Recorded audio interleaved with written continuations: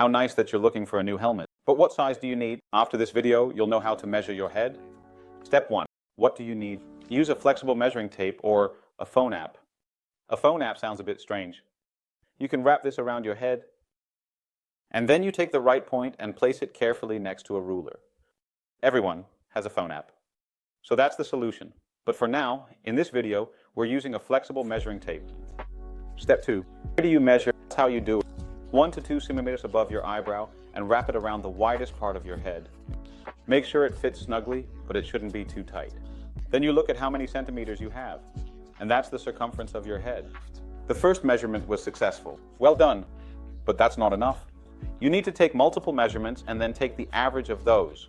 You know the circumference of your head, but where do we find the measurement? You can find the measurement on the page of the helmet you're interested in. And there you can see what size you have. If you're between two sizes, always choose the smaller size, because a helmet becomes a little more spacious after a while. And a helmet that's too big is not comfortable, and it also can't protect you properly. Don't forget to like and subscribe. See you soon.